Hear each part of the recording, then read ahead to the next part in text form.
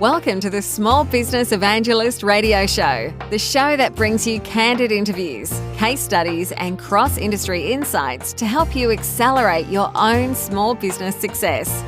Here's your show host and small business evangelist, Jack Schoenberger. Welcome, everybody. Today, we're going to be talking with Ryan Eckenrode, who is the Vice President of Customer Success at Alyce.com. That's ALYCE.com. Welcome to the show, Ryan. Thank you, Jack. It's nice to be here. Ryan, if you could just take a few minutes and introduce yourself to our listeners, tell us a little bit about yourself and your entrepreneurial journey and how you came about arriving here at Alyce.com.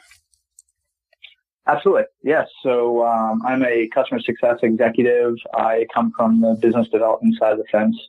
I've been involved in the startup world for about 12 years. My initial training and grooming came on the large corporate side. So I got kind of the old-fashioned sales training, which eventually led me into the entrepreneurship world of doing things a little bit differently. And now with a greater focus on customer success through technology. I've really landed on my feet on the nurturing side, and something I'm extremely passionate about. In terms of, really what's brought me to Alyce, I've been a part of actually this is my fifth startup in 12 years now, and I've been part of two very successful startups and two painful collapses leading up to this. Two of these didn't necessarily work out, that lacked some of the intangibles that I'll mention during the show. Okay. Now, from what I understand, Alyce is a platform for one-to-one gifting, corporate gifting, and it actually has an artificial intelligence part of it. Could you talk a little bit about that? Absolutely. Yeah. So Alyce is a one-to-one gifting platform that really brings personalization, process, automation, and accountability to investments in corporate gifts and incentives. And really, we did quite a bit of research before creating the company, and really that fell on the shoulders of our founder and CEO, Greg Segal, who spent a lot of time just researching, meeting with companies. And it was during this process that he uncovered a pretty large landfill of poor spend. So, a lot of folks may not realize this, but U.S. businesses spend over $100 billion annually sending gifts to customers, prospects, and employees, often without a clue about the right gift to send or the return on investment that the customer incentive could drive. So it's really why we built the platform. So we recognize the huge opportunity of taking that same spend and just making it a little bit more intelligent. And really that's where the AI kicks in, is on the personalization side. So a lot of different companies are aiming to send something a little bit more relevant to their customers and prospects and employees, but they just don't have the time in the day to do that. They don't have the resources. So our AI kicks in, goes out and scrapes the web, social media, different outlets to find out relevant information about each person. And this is completely scalable, whether it's for one person or 10,000. So we're going to find out what they're interested in and suggest better gifts to send them based on their interest. They say the market is a market. It's what validates ideas, and it seems to be true in your case, because from what I understand, you just finished a successful round of funding. Yes, exactly. Just this week we released our press release. We closed a $5.3 million seed round, which is really going to help us scale our platform and provide a lot of different functionality that our customers are asking for. So we've been lucky enough, and we have a great syndicate of investors that are involved with us, and all the backing that we were really hoping for 2 years ago. That's super. I'd like to circle back. Now, you talked about your journey here, and you had 4 other startup experiences. 2 went well, 2 went not so well. Can you talk about some of the things that didn't go well, and lessons that you learned from that to share with the audience? Yeah, absolutely. I'm a big believer in, the journey, right? Just in life, personally, professionally. And, my mom's the one that said this often, that, everything really happens for a reason. And as long as you're learning and applying, lessons learned, then you'll be better off than you were yesterday. And I really believe that. And, through my experience, it really comes down to three major things that affect every young business. And that's one, customer validation, two, leadership, and three, culture. I think those three things are extremely, extremely important. And if you don't have one, that could be the end of your business before you even get started. And really, what I mean by that is, let's start with customer validation. This is the most important, right? Because you could have the best idea in the world, but if people or companies aren't willing to buy it or don't think they need it as much as you think, you don't really have much of a business. So customer validation is extremely important. And I think that's why customer success is such an important role these days. Second being leadership. All of the best teams in the world and throughout history have always had leaders that folks looked up to and that really led them through, their battles and led them through adverse situations and whatnot. And as long as you have strong leadership, you have a ton of opportunity. And that flows nicely into the third, which is culture. Without a strong and supporting culture, employees really aren't at their best. And if your employees aren't at their best, you're not getting the best and the most out of your company. So those three things are definitely the most important. And, my failures, I don't want to necessarily call them failures, but where we didn't really achieve what we set out for, usually came down to one, if not all of those areas. So then in the two successes, obviously you had positive aspects of all three, making them successful. Would you rate one more important over the others? Was one stronger in one of your success stories than the other? Yeah, I think, we're still in the middle of all of this, right? We've been lucky enough to close this, large seed round of investment, but there's a long way to go. But these three things have really led us to this opportunity. And, I'd say one and two are there. I think, we have a lot of customer validation. We're continuing to learn and get feedback. We are developing a customer advocacy group just around this. So that's something that's going to be important throughout the history of Alyce, to be honest with you. The second part, leadership is very important. And I think Greg's done a wonderful, wonderful job and continues to do that. And we're really trying to build our executive team, around his mentality and the mentality of the organization, which leads into the third thing, culture.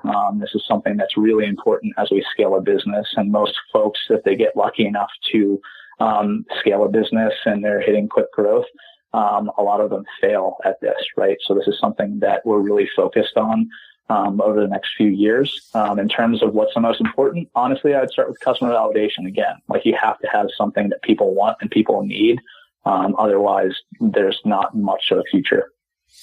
So, and the culture, do you find that you can actually start with that in mind, or is it something that evolves as, after, based on the customers that you're validating, being able to blend with their common cultures, maybe across your target industry or your vertical, and then also the type of talent you need to attract? Because just recently I was reading about artificial intelligence is one of the most in demand, areas of expertise now.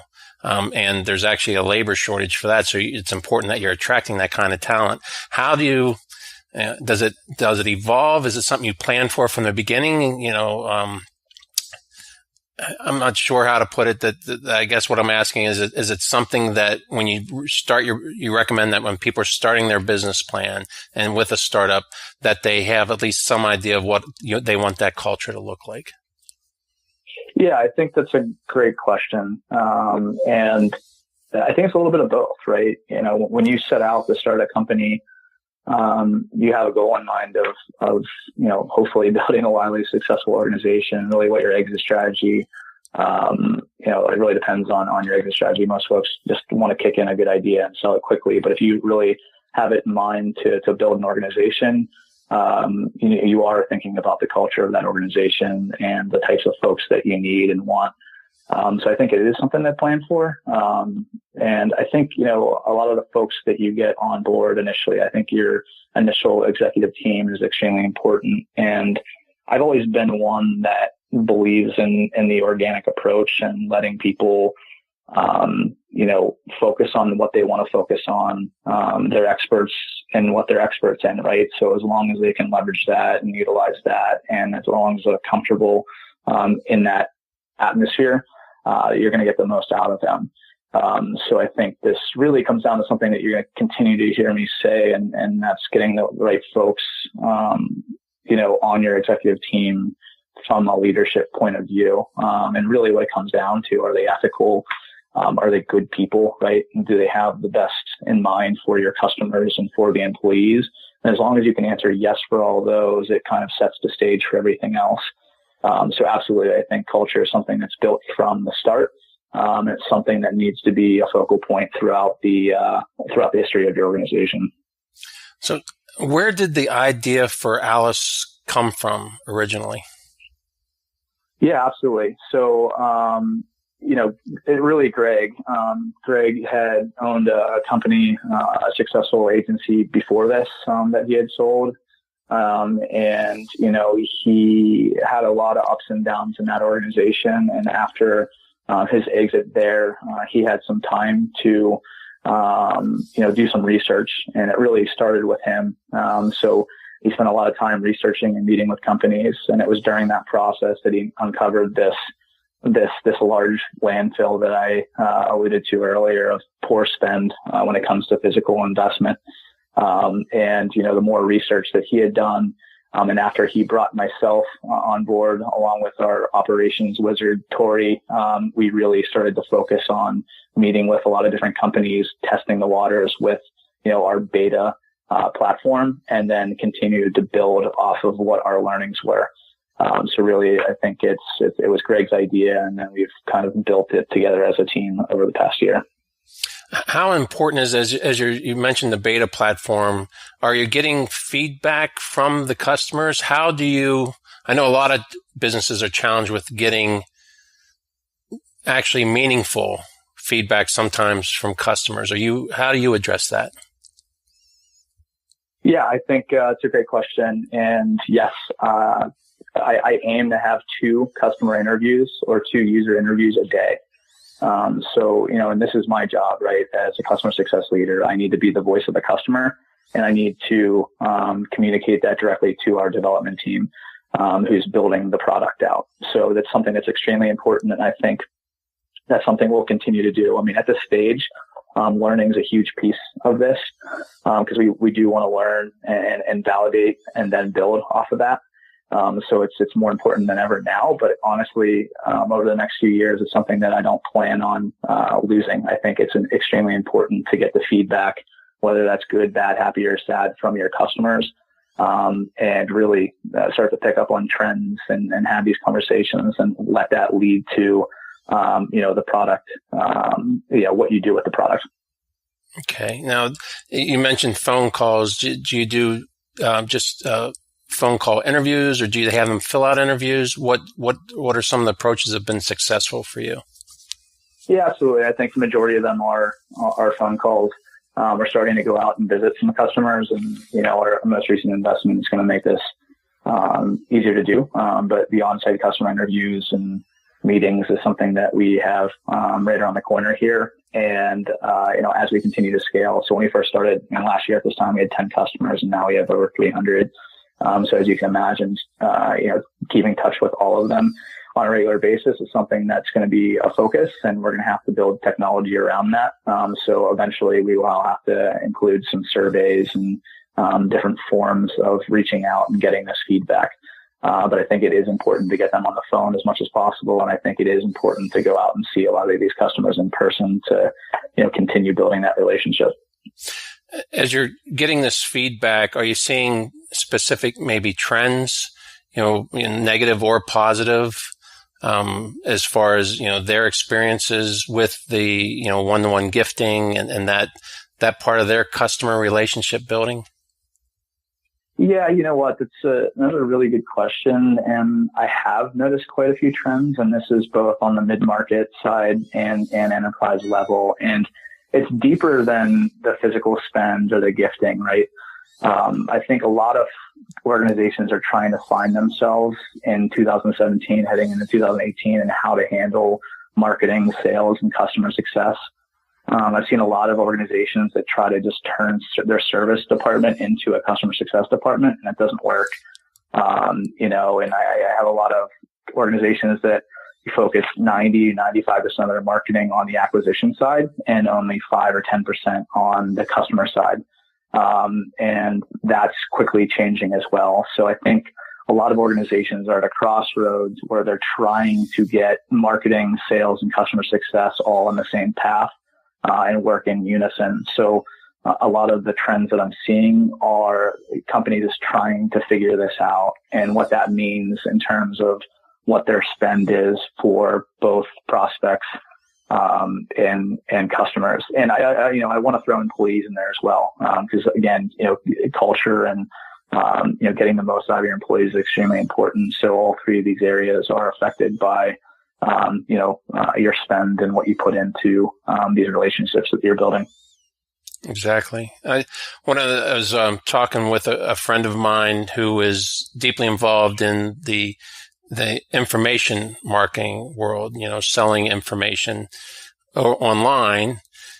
And he was talking about the fact, and he recently just went on, his wife always wanted to do a safari, and they went on a safari and stayed in some fabulous places. And he's a person that enjoys a lot of the upgrades. And he talked about, it really hit him that now, especially with the advent of the internet and people doing more and more business on the internet, even in the retail space, that they're losing some of that opportunity for some of that personal engagement.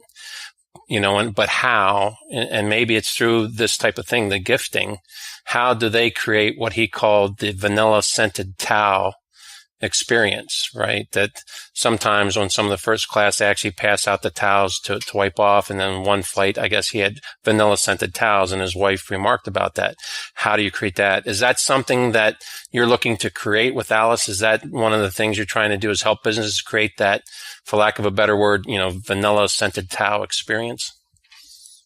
Yeah, it's a great point. That's exactly what I'm aiming for. As a customer success person, I'm all about building relationships and taking advantage of engagement opportunities. And it's interesting as technology has transformed over the past decade. It's something that's been lost, is the art of the relationship, right? So I'm sure you've heard this, as everybody has big data. All these companies are talking about big data and analytics. And to me, it's not necessarily about big data. It's about the data that you're capturing and what you do with it. It's about liberating that data, which makes this more important. And really what we're aiming to do is take all of this information that you're gathering, use it in a sensible way to help build and create better relationships. So really bringing the art back in relationship building instead of just sending mass emails and considering this as a touch point with your customer or prospect. And on the acquisition side, this is a lot of folks are, if you go to any marketing event, the number one thing they're going to be talking about is cutting through the noise. How do we cut through the noise? Because there's all kinds of email systems. People have been cold calling for 50 years now, right? And, I don't know about you, but I get, a ton of emails a day. I get a bunch of different cold calls, and I'm not responding to any of them. But if I get a handwritten card with a personal message on it that has a personal gift, I don't care if it's $10, $15, $20, as long as it's showing me that they're spending the time to learn a little bit about me and how I could benefit from what they're offering, then I respond. And that's really what we're aiming to do. And that really creates some pretty strong framework to building a relationship and getting the most out of all your technology, all your employees, and really the opportunity at hand. And that's a great point. And I mean, and I'm just, my mind's kind of racing thinking about different industries that could be putting that into place that haven't been putting it in place because it hasn't been something that was necessarily affordable. And I won't say money wise, but maybe time wise. but you mentioned that your platform can scale from a few people to 10,000 people. So people that had, let's for instance say a consulting or coaching business, and they have clients that are part of a monthly coaching program, and they want to do gifting for those. Could you help, say, a online coach who does that type of a business with gifts for their clients? Absolutely, yeah. So we have. It's funny. Folks usually come in with one specific use case for gifting, and then soon after they're using us for 10 other use cases, and this is everybody from real estate agents to consultants to large tech executives, HR departments, and things like that. So we've had a wide array of use cases here, and honestly, the most interesting part is when executives and managers come in and start using this for prospecting and retention efforts, and then they start using the system on their wives or husbands, right? So, right. I've seen that quite a bit, and I fall victim to that. I actually used the Alyce platform for Valentine's Day last year, I must admit. But yeah, I mean, honestly, there's a lot of different folks that can use this and leverage this. And at the end of the day, really what we're doing is we're gathering information that's relevant to that person or your recipient, and providing you information and a sensible gift to send them. And again, it's just a catalyst, an engagement catalyst. So a lot of different folks are using us for that reason. And another question I had, and you kind of touched on a little bit about getting that information back. As your system is going out there and gathering this information, do your clients get to see all that, or are you only are you providing the why behind the gift recommendation, or just the gift recommendation? Yeah, and this is a perfect example of customer feedback and validation. So when we first on version 1 of the platform, we were just recommending gifts and weren't telling you why. And folks appreciated it, but they were also questioning, where are you getting this, or why are you suggesting this? So then quickly after that, we included a piece of information underneath each gift option that we provide. And it's just a quick little why. So if you do go on to Alyce.com and use the platform, you'll see that when you receive gift options back underneath the gift, it shows you why. So for instance, John shows us on Facebook that him and his wife like to travel and visit vineyards. So here's, a monthly wine kit. So we're gathering information on LinkedIn, causes you care about, Twitter, places you're tagged in, Pinterest is another great one. People literally have dedicated boards to things that they want or that they're interested in. And we take a glimpse of that information and share it, with each person that's sending a gift. That's great. Now I guess part of it too is wondering about a level of knowledge that almost gets to the point where it's almost somebody might find it invasive. Would be when you gave the example of the wine. It's not to the point where a handwritten card says, "Saw you just visited this vineyard, and you like this wine. Thought I'd send you a bottle," because that would almost be a little bit too spooky that they actually knew that I traveled there. At what point, how do you kind of dial up or down, or is it based on your customer, the specificity, not saying that word right, how specific the information is that you're giving them as far as the targeting goes?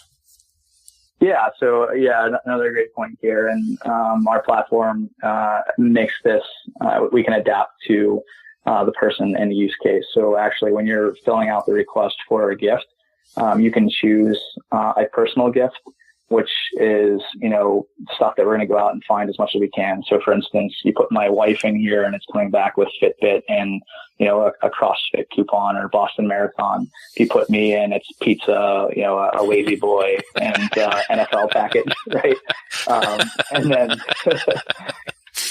then the second option is not too personal, right? So, there might be some prospects that you never talked to and you haven't started building a relationship and you don't want to be too creepy, right? So, not too personal gift is something still unique. So it's going to Amazon Echo Dot or something of that nature. And then the third is a shareable gift. So there's times where you're going to want to gift a group of folks. And this is popular on the customer success side. So after onboarding, sending out a gift to a group and getting their feedback and, finding out if there's any more training they need and sending out, a group gift. So there are options for all of that. And really, this is we're getting down into the science behind gifting. And this is what we've built our team around, being the experts in this area, really marketing and fusion and everything that we're doing. So finding out really, why are you sending this gift? Like, what is the point of this gift? And that helps control what type of gift you send, how much that gift is, what's the most optimal timing for that gift. So these are all things that are built into the science of gifting. And this is something that we're really focused on helping all of our customers out over the next few years. Yeah, I find that, and you mentioned all the key things, the timing and the reason why not only that they're sending it, but why the person's going to love it, what kind of emotion it's going to evoke. It's artificial intelligence, very, very exciting as far as what it can help do, especially in these things that I would have never thought about, really. And obviously you have, and you're finding interest in the market for it. And I think it's going to be a huge success for you. Can you take a look back, just as we get ready to wrap up here? Can you take a look back at your journey and any lessons learned for people that, let me ask another question real quick. The 4 different companies you're involved in, all tech companies?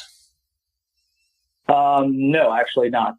Majority of them were tech. So with Alyce being my 5th, 4 of the 5 are tech. And then the other was on the financial side, financial and insurance. Okay. So as far as within those industries, lessons learned that you have that you can share as far as advice for anyone getting ready to do a startup in any of those industries, getting ready to have to make the hard decision as they're doing some of that customer validation. When is it time to, like, even though it's something that you believe in, cut loose before you learn lessons the hard way? What would be some advice you'd be willing to share? Yeah, I think, my first 3 points, definitely, those are very important. With the customer validation and culture and leadership, those are all very important. But beyond that, what I've seen is a lack of creativity and accountability. So, I think it's extremely important to be authentic in everything that you do. I think people appreciate that. So if you're authentic, don't be afraid of being creative. And again, leading back to cutting through the noise, creativity. We just hired our new CMO, Julie, who has a lovely vision for being creative at the right times and how to properly communicate this stuff. That's something that I've continued to see lacking in most organizations. So that's definitely one thing. And really what I've learned from that is the negative impact that can have on a business. So, if what you're doing isn't interesting to your employees and your business development team, do you think it's going to be interesting to the people that you're trying to sell to? So again, be more creative and be accountable for what you're responsible for. And if you aren't able to do something, as well as you want, bring in people that can, and build a team around what you're trying to accomplish. And honestly, what I know at this point is, companies are, if they're willing to adjust their way of thinking about gifting and physical spend and, aiming to be a little bit more creative and smart about their spend, the sky is truly the limit. Because what they're going to do is they're just going to build better relationships, and they're going to build a better business by doing that. Thanks once again. And before I go, is any last thoughts you want to share? No, I think it's good. This is a good summary. I really enjoyed speaking with you today, and I hope folks, our listeners, are getting a lot out of this. If they ever have any questions, they can feel free to reach out to me. I'm always happy to talk about this stuff. I really, really enjoy what I do, and I really believe in building a strong customer journey and building solid relationships, whether they're personal or professional. So any way I can help, I'm always here. And Jack, I really appreciate your time today. And what would be the best way for people to reach you? Email is probably best. So Ryan@Alyce.com. So Ryan, RYAN @ALYCE.com is probably the best way. And I'll respond as soon as I can. I'm trying to get my email to a point of zero inbox every night, and I've been doing pretty good. So I will try to respond as quickly as I possibly can. Okay, I will include that link in the description of the podcast below, so you should be able to see that, and also the website for Alyce. And is there any place, any other websites or links that you would like me to include? No, that's it. That's pretty good. Okay. Well, thanks again, Ryan. You have a great rest of the week. Thank you very much. You've been listening to the Small Business Evangelist radio show with host Jack Schoenberger. To find out more about resources mentioned during this show, or to let us know you're interested in being a featured guest on an upcoming episode, please visit thesmallbusinessevangelist.com.